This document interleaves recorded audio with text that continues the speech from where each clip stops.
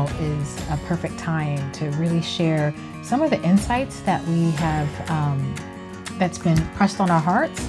And I think it's something that once you grab a hold of it, that it's something that's going to be life-changing. That gets planted and it just starts to grow. And then we start developing patterns of behavior to just to cover our hearts. Hi, my name is Tilu. And I'm Khatundi. And we're so excited today to bring you a brand new teaching series, and it's called Tenderhearted. It sure is. So this is a series that is near and dear to our hearts, to both of our hearts. Mm-hmm. It's something that's come from years, actually, of just introspection and meditation and seeking the Most High for some wisdom and some guidance. We feel as if now is a perfect time to really share some of the insights that we have that's been pressed on our hearts, and in the hopes that it can be edifying to you all. Mm-hmm. It's definitely been piggybacking off what Tilu said. It's taken us a while to get here. It's something that we actually, well, she originally thought about this thing, and I kind of came on board.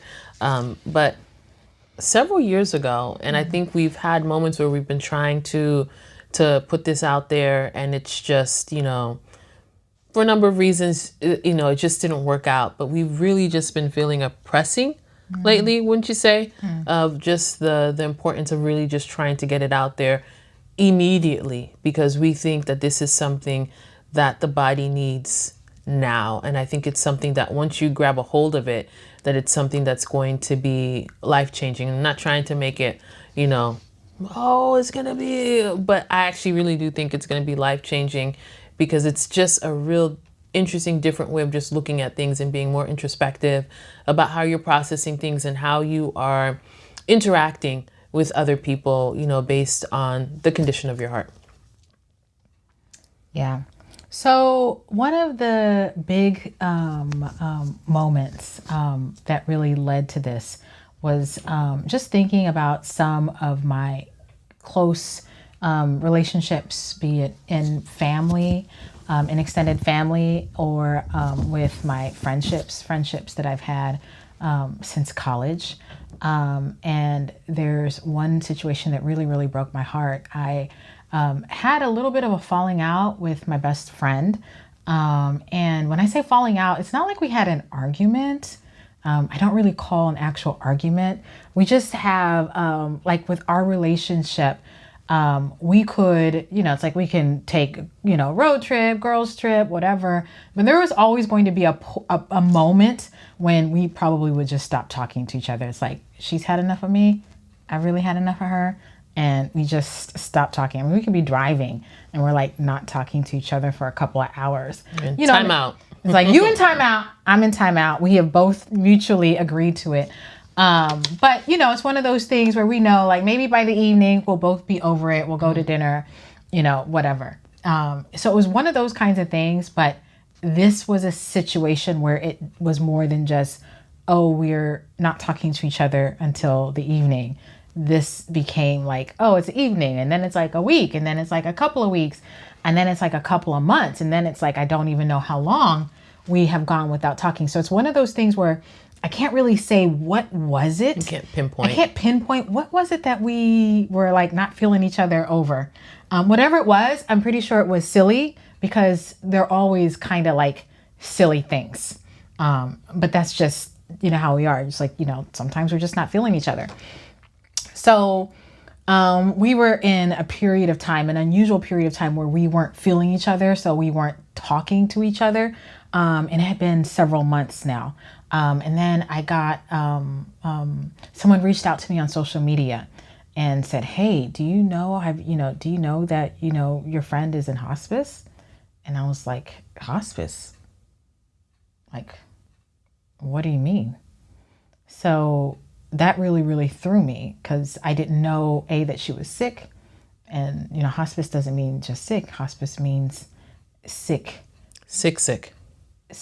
Like, we're not coming back from this kind of sick. So I immediately drove down there to her house to spend some time with her, and was really, really shocked to find find her in the condition that she was in. And it's just really, really hard to now, like start praying. Because obviously, I mean, this is my best friend, so it doesn't really matter what it was. And obviously when she saw me, it was just like, of course I'm going to be there. Like, it was one of those things where it's almost as if she, not like she expected me to be there, but it was just a complete, whatever it was, I'm sure she forgot about it. I forgot why. Obviously I forgot about it. But we ended up spending a lot of time together, and it was such a hard thing for me to now have to press in prayer, and then also be trying to figure out, how do I walk my friend through this next stage? So it's like, okay, if it does not go the way that I am asking the Most High for it to go, how do I stand with her through this season and through this period? Like, what is it that she needs? What is it that she needs spiritually? What is it that I see that I think that she needs to, would be helpful for her to address through prayer, so that she can let go of some things,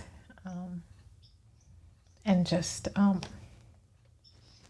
to be able to take that next step, however God orchestrates, or whatever is happening next. And so it's like I'm straddling two fences. It's like, oh, I'm praying, fasting, believing, but there's also some things that I'm talking with her about, just in case. So as as the months went by, I think it was like, I feel like it was during COVID, because I felt like I was like in isolation, and I'd keep running back the tape and trying to figure out, well, how did this all start? Because things, there's always a starting point, and I can look at where we ended, and then, but how did we get to the end? Where were those early seeds? How did things build up and build up and build up to this particular point where now she has been taken prematurely? And so, one of the scriptures that I always come back to, and things that we always talk about, is it's John 10:10. The thief does not come except to steal and to kill and to destroy. I have come that they may have life, and that they may have it more abundantly. And as we've often meditated over that scripture, we keep coming to this this realization that it says to kill and to steal. So the enemy is coming to steal from us, and to kill some things in our lives, and to destroy, to utterly destroy. So it's three things. It's an and. It's not just one. It's not just a theft. It's not just the death of something, the death of a loved one, or the death of a relationship. But it's all three, and it's also to steal. So now, after I've done all of this, there's there's a stealing, there's a destruction. Like, it's a total knockout. It's a total knockout. It's a complete package. Yeah. And so he's doing all three. And so now I'm just like, okay, there's, I can't remember what year we were deep into like spiritual mapping, but my sister came up with this resource, which we'll probably link, spiritual mapping. So this is what I was doing, is doing my own sort of spiritual map, trying to figure out, how did we get here? Where did things start going wrong? When did I start seeing either patterns? And how did we now get to where we are? So that these kinds of things don't get repeated. That's really where I was. So as, I'm grieving, as I'm, dissecting, I kept coming back to this issue of the heart. And now starting to press into the heart, and noticing that, that there's this poison that can sometimes be planted in our hearts. And sometimes it happens really, really early in life. Sometimes it's disappointment in life. Sometimes it's a childhood that's really traumatic. Sometimes it's parents that abandon us. Sometimes it's just feeling, and we've gone through this too, just, living with relatives and not having, our parents together as a family unit anymore. And, you're moving here, you're moving there.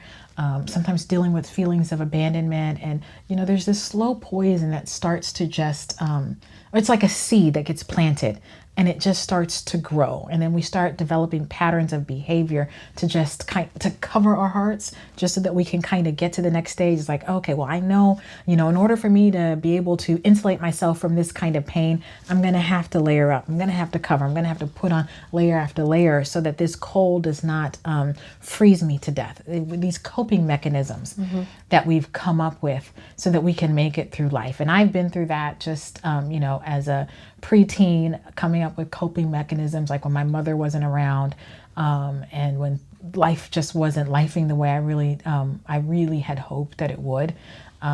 So I would find ways to just shield my heart from the reality of my living situation at the time, just so that I can make it through to the next stage and the next stage. And so all these thoughts were just coming back to me of, seeds that were planted as a child, seeds that were planted in my life as a child, seeds that were planted in her life as a child, and how they just grew over time, the disappointments and the heartbreak after heartbreak, and that insulation after insulation, and the trauma and things that you feel like, you know what, let me just not even talk about it. I'm just going to go into my corner. I'm just going to go into my corner, because otherwise, like, how is it?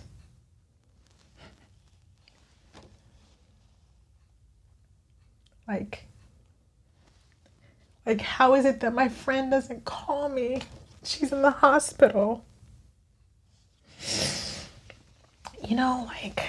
Because I'm pretty sure she knew that I would have gone with her to every doctor until I got an answer that I wanted to hear.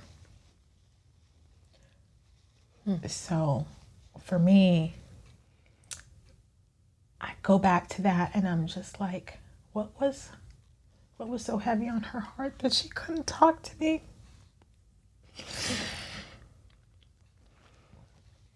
After everything that we've been through, I'm pretty sure she knew that I was still her number one cheerleader. I'm pretty sure.